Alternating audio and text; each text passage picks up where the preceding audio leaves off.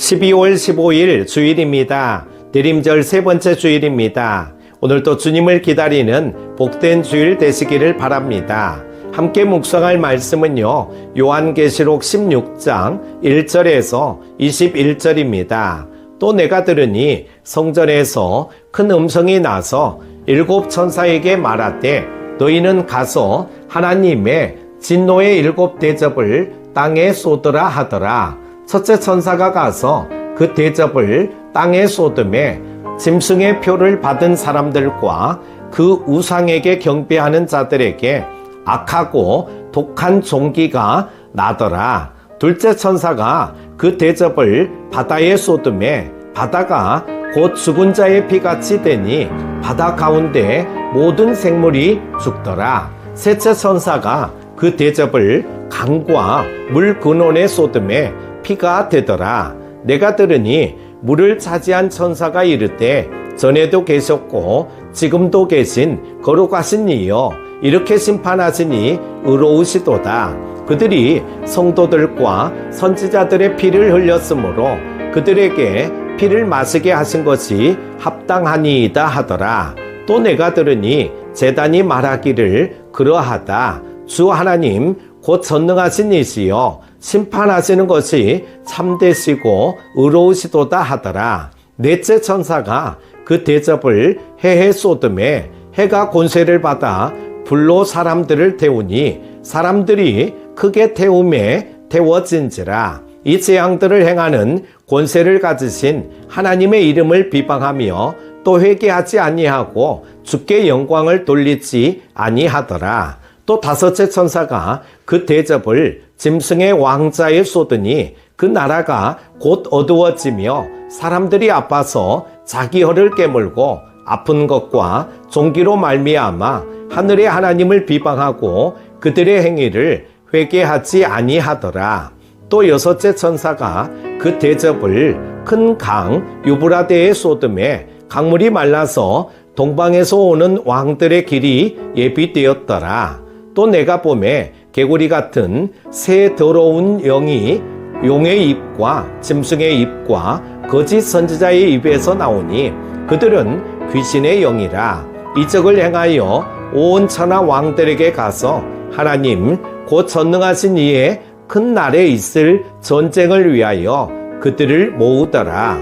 보라, 내가 도둑같이 오리니 누구든지 깨어 자기 옷을 지켜 벌거벗고 다니지 아니하며 자기의 부끄러움을 보이지 아니하는 자는 복이 있도다. 새 영이 히브리어로 아마겟돈이라 하는 곳으로 왕들을 모으더라. 일곱째 천사가 그 대접을 공중에 쏟음에 큰 음성이 성전에서 보좌로부터 나서 이르되 되었다 하시니 번개와 음성들과 우레소리가 있고 또 큰 지진이 있어 얼마나 큰지 사람이 땅에 있어 온 이래로 이같이 큰 지진이 없었더라.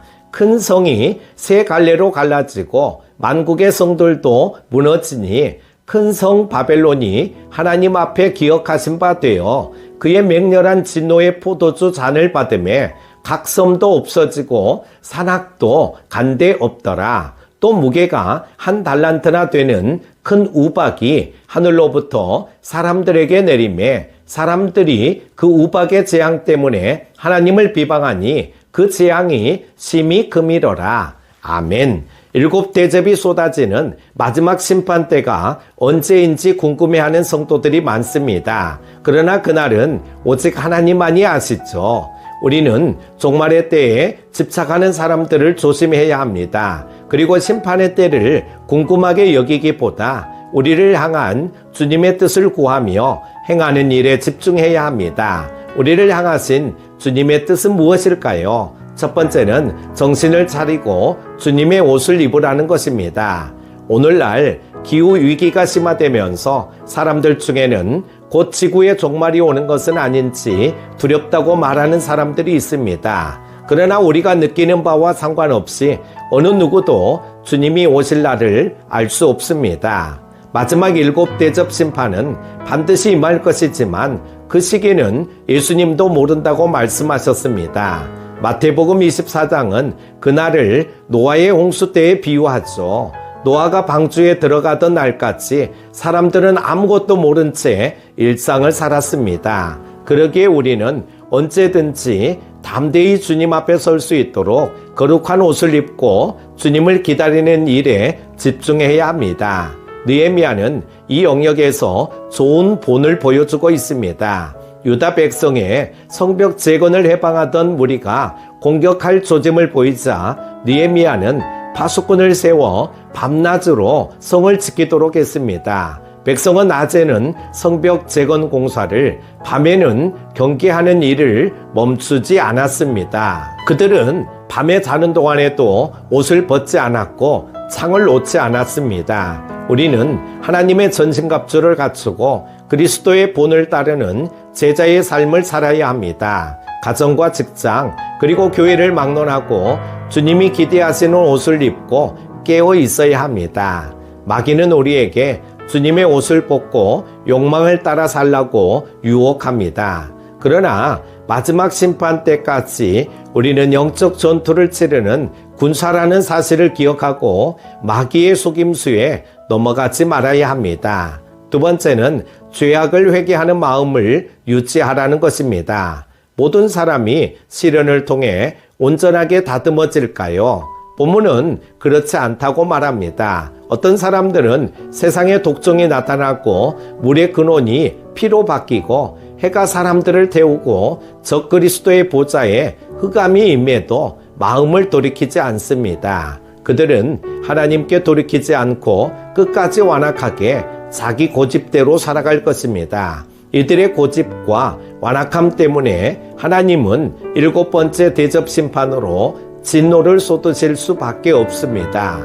거룩하고 의로운 하나님은 완악함과 회개하지 않는 고집스러운 마음을 싫어하십니다. 그러므로 완악한 자들이 넘쳐나는 세상에서도 하나님의 백성인 우리는 통회하는 마음을 품어야 합니다. 재림하신 예수님이 영화의 몸을 덧입혀 주실 때까지는 성도들 역시 죄에 대해 불완전하고 연약한 존재들입니다.